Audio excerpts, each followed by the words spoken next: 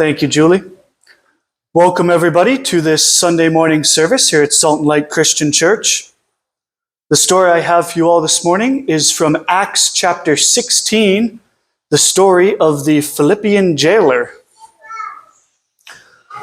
And so, at this time, Paul and Silas were on their missionary journey, and they went to the city of Philippi, and as they were there, they were preaching the gospel, and several people had heard the good news and came to believe in Jesus and were baptized and saved.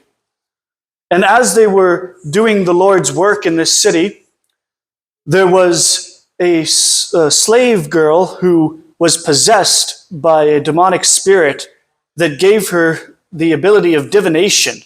And so her owners made a lot of money off of her, as you can imagine.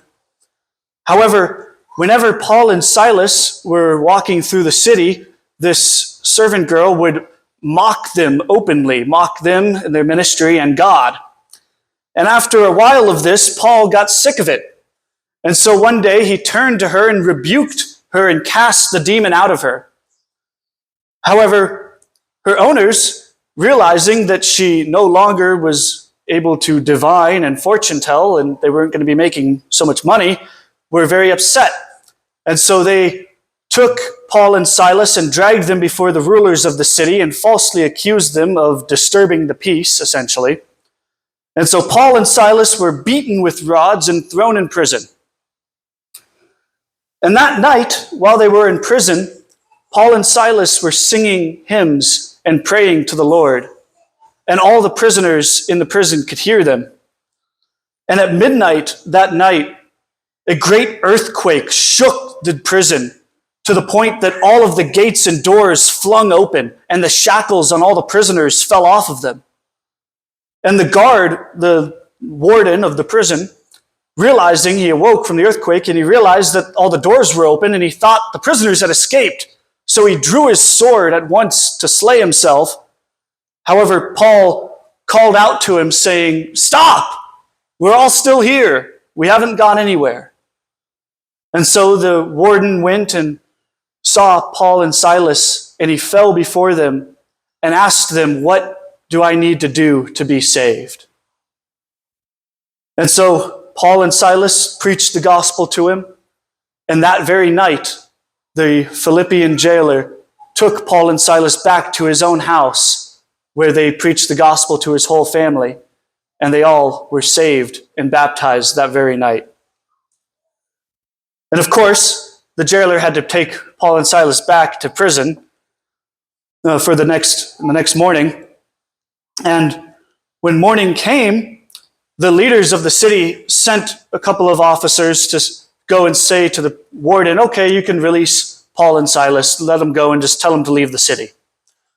But Paul refused, saying, "You publicly made a big spectacle of us and made a big deal about us arresting us, but now you want to send us away in secret when you falsely accused us, men who are Roman citizens." And so the leaders heard that Paul and Silas were Roman citizens, and they were greatly afraid because what they had done was against the law. However, they went and essentially apologized to Paul and Silas and asked them politely to leave the city. And so we see from this story, obviously the great miracle, right, of God, first of all, working through Paul to cast out the demon, the timing of the earthquake, yet all the prisoners' hearts being softened and not fleeing, multiple miracles to this story. But I think the greatest miracle we see in this story is the salvation of the Philippian jailer and his household. The Lord used what looks to us as this terrible instance of Paul and Silas being falsely accused and beaten and thrown in jail. But the Lord used that to save this Philippian jailer and his whole family. And that man went on to become a founding member of the church of Philippi. And so we can see from this story God's beautiful providence and how his hand works through all circumstances, even things that seem terrible to us and don't make sense to us at the time. So trust in the Lord. Keep your focus on him because he's in charge. Thank you. Let's bring the music up.